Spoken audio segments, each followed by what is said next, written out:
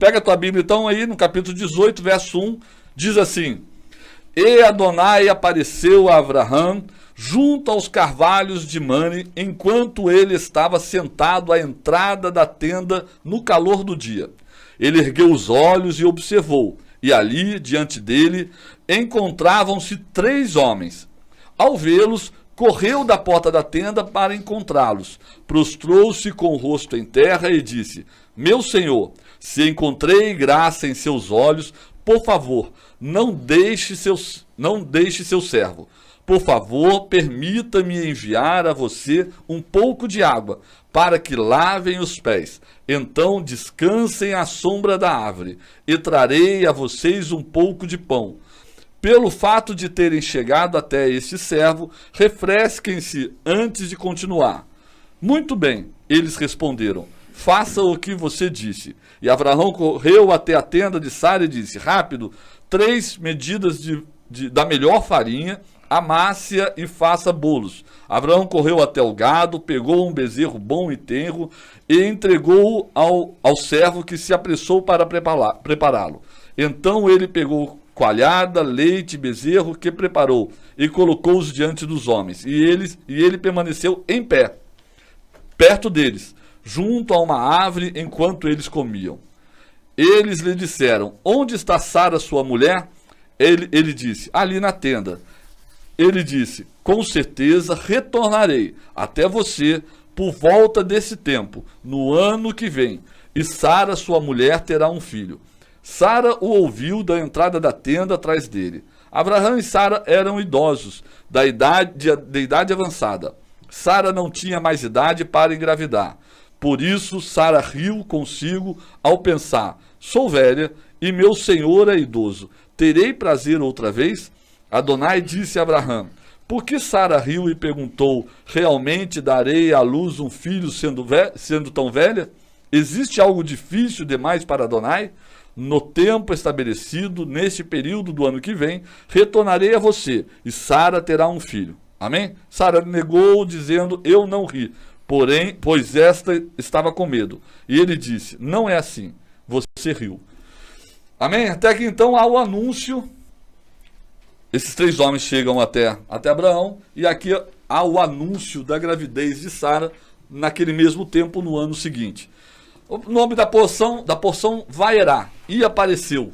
Vamos falar um pouco, como a gente sempre faz, do nome da porção, e a partir daí a gente... Eu acho até que é importante, antes de a gente entrar no nome, no início dessa porção, analisar essa questão do tempo que isso aconteceu, porque foi falado acerca do momento, que esse momento era o momento da circuncisão, né, de Abraão e de Ismael, né? E é importante a gente se localizar no tempo aqui, até porque o próprio texto, a gente já tem falado muito isso aqui, acerca de como o Eterno, ele trabalha dentro do tempo, né?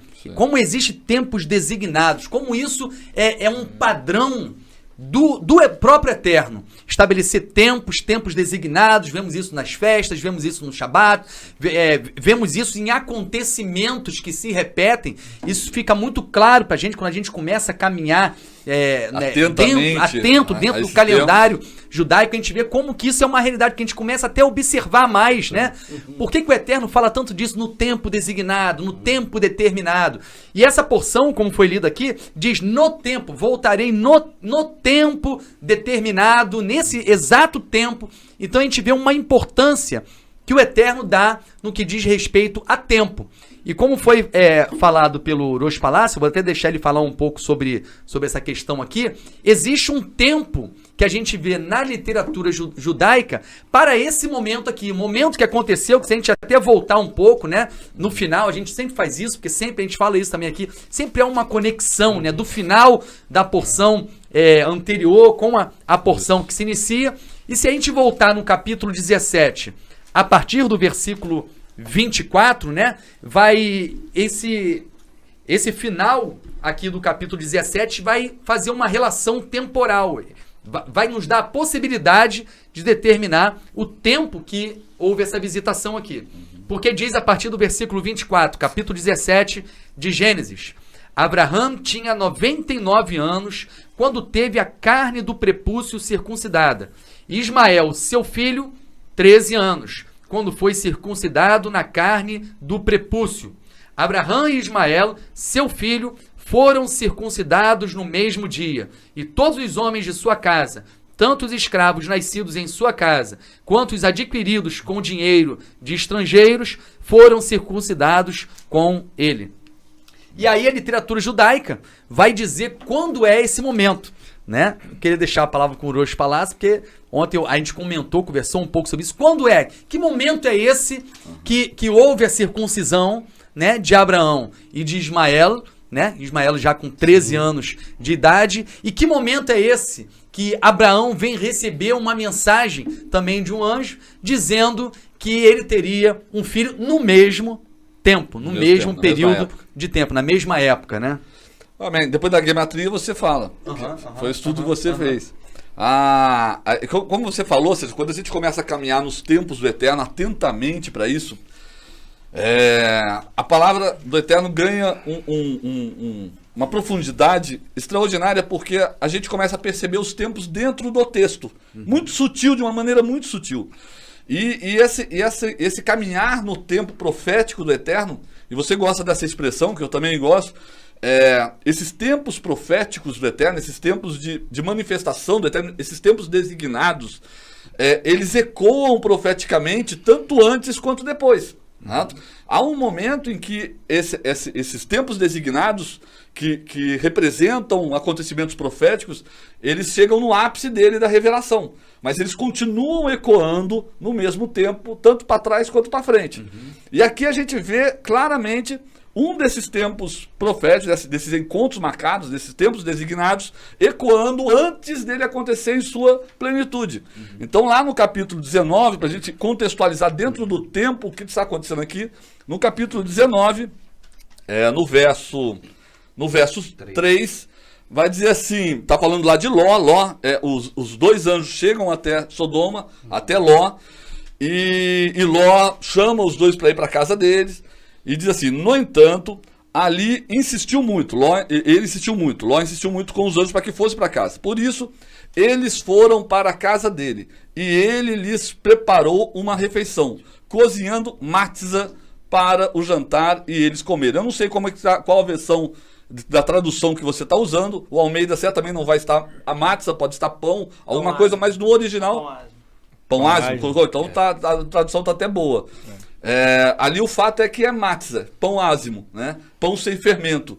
E quando coloca isso aqui no texto, ele está querendo contextualizar você dentro do tempo. O que está falando aqui é pães ázimos, que é exatamente o período de Pessa. Pessa, né, a saída do Egito, a celebração de Pessa como uma celebração, vai ser estabelecida lá em Levítico 23, lá no Êxodo, né? Que vai ser estabelecida essa festa, e Levítico 23 traz a relação das festas, uma delas é exatamente pães ázimos. Mas lá em Êxodo, no livro de Êxodo, a saída do Egito, vai ser estabelecida a festa de Pessa, que ainda não era o momento maior da revelação de Pessa, que vai acontecer lá em Yeshua, também em Pessa. Aí você percebe que o Eterno traz a mesma mensagem no mesmo tempo, né? Como aconteceu aqui. O que estava acontecendo aqui como Pessa? Libertação. Ló estava sendo libertado, né? Livre da morte, estava sendo libertado da morte, salvo da morte, nesse momento através dos anjos em Pessa. Quando acontece lá no Egito, a mesma maneira, o povo está sendo libertado. Josué, quando vai entrar em Jericó, né, há ali uma libertação para o povo de Israel na entrada de Jericó, novamente em Pessa. Eles celebram Pessa um pouco antes. E finalmente, e tem outros textos da Bíblia que vão trazer a referência a esse momento. O momento culminante é exatamente no sacrifício de Yeshua, a nossa liberdade do pecado, etc. Então, é importante esse contexto. Você vai provar na gematria exatamente essa questão. É importante a gente caminhar na leitura do texto bíblico, focado nos tempos também, porque isso é revelador e revela para a gente a importância e o valor de viver nos tempos do Eterno, consequentemente atentos a ele. E o valor, inclusive, da festa, né? O valor de se viver Pessa dentro do seu contexto original, né? Porque você tem um Pessa, uma Páscoa hoje totalmente deformada, o que retira muito da sua essência e do seu significado, do seu simbolismo. Por isso que é importante a gente restaurar não só o celebrar Pessa, mas da forma que ela deve ser celebrada com os elementos que estão na Torá, e não com novos elementos, que são elementos estranhos à celebração e que contaminam e que retiram assim o significado. Desviam o teu foco. Desvia o foco totalmente do verdadeiro significado dos elementos que pertencem à celebração. Então, a gente já parte então, do princípio que esse momento aqui tanto um momento que antecede ali Pessa, que é o momento ali da circuncisão, o momento em que o Senhor anuncia que na verdade Abraão teria um filho chamado Isaac, né? O Eterno traz Isaac, faz uma conexão de Isaac com Pessa. Então olha como é que a coisa é profunda, né? Há uma conexão da vida de Isaac, da Akedá, né? Que a gente vai ver isso depois, né? Com Pessa. A gente vai ver que Isaac nasce em Pessa, porque se esse período aqui, que recebe o anúncio, é Pessa, e ele fala, eu vou voltar no mesmo tempo, então ele vai voltar em Pessa. E aí, naquele tempo, ele teria o filho. Então, Isaac nasce dentro desse tempo, é recebido o anúncio da vinda dele nesse tempo, ele nasce nesse tempo, e eu ainda vou mostrar hoje, ainda na porção, que dá pra gente perceber, que a Akedá, que o momento de levar ele para o sacrifício também foi no mesmo momento de Pessa. E aí você começa a ver... Não, eu acho isso lindo demais, gente. Porque no mesmo momento que o Eterno entrega a promessa para Abraão, que é do filho, que é do Isaac, Isaac nasce naquele tempo, no mesmo tempo que ele recebe a promessa, o Eterno pede de volta para provar o coração dele. Amém. Então, esse tempo ele é muito importante. E aí a literatura judaica diz que esse dia aqui, né, que seria qual dia esse dia aqui da circuncisão? A literatura judaica, né, que às vezes assusta, a gente fala assim, da onde tiraram isso, né? Vai dizer que esse versículo anterior à nossa porção seria o dia 13 do mês de Nissan. Né? A gente fica pensando, da onde que tiram a certeza de um tempo?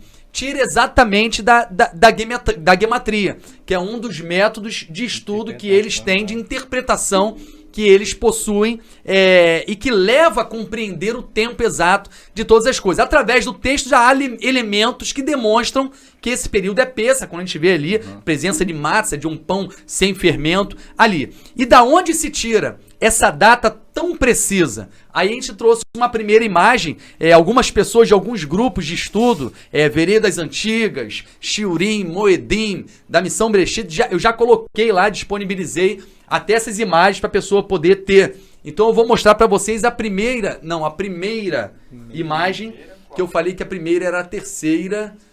Eu falei que a ordem não estava. Vai.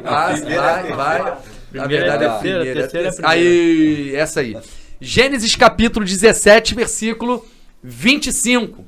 Gênesis 17, 25, quando vai trazer essa idade, né? Que vai dizer que Ismael, né? Olha lá, vê Ismael, Benô, Ben, aí Shelosh, né? Vai dizer 13 anos aqui.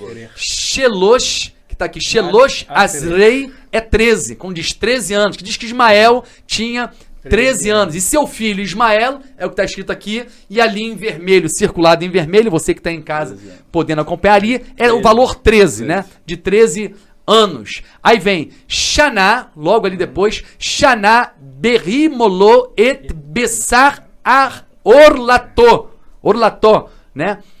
E aí, como que eles chegam a esse valor, essa data precisa, através disso aqui? Eles pegam esse Ben, aqui eles dizem que, na verdade, esse Ben que você tem ali, na verdade, é B-Nissan. Em Nissan. Então diz que Ismael, né? Ismael, o seu filho Ismael, em Nissan. Em Nissan, aí vem a data. 13. Esse 13, eles dizem que 13 é o dia de Nissan. Dia 13 Nissan. Não há outro mês no calendário que comece com a letra Nun, que é essa segunda letra aqui. Só Nissan tem a letra Nun, então não pode ser outro mês, tem que ser o mês de Nissan. Porque você poderia falar, mas não pode ser o Nun de outro mês? Não pode, porque não tem outro mês. Então daqui eles começam a trazer essa interpretação da data precisa desse momento aqui da circuncisão. Então, no dia 13 de Nissan, será que tá dando pro pessoal acompanhar? Né? O valor 13 aqui em vermelho, o mês de Nissan em Nissan, dia 13 de Nissan.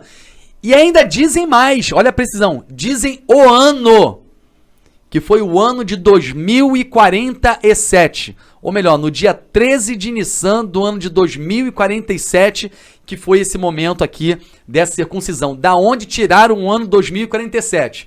Logo depois do número 13, a primeira palavra lá é Xaná. Olha lá, mestre. Xaná. Xaná fala de ano, já está dizendo, olha só, eu vou revelar o ano. O texto já está dizendo, eu vou revelar em que ano exato. Olha como que o hebraico traz esses mistérios. E se você pega toda essa frase final e somar o valor delas, você vai chegar ao valor 2047. Então está dizendo aqui que no dia 13 do mês de San de 2047 foi quando ocorreu esse momento desse texto que antecede o anúncio aqui, quando o anjo chega e vai trazer o anúncio aqui a Abraão, né? Por isso é daí que eles colocam e determinam, porque você pensa assim, poxa, como é que chegaram a esse valor? Através desse método de interpretação, do uso da gematria aqui e da compreensão do texto. Esse é o caminho, então fica para vocês a dica aí do porquê que eles definem essa data desse momento histórico aqui. 2047, antes da Era Comum, né?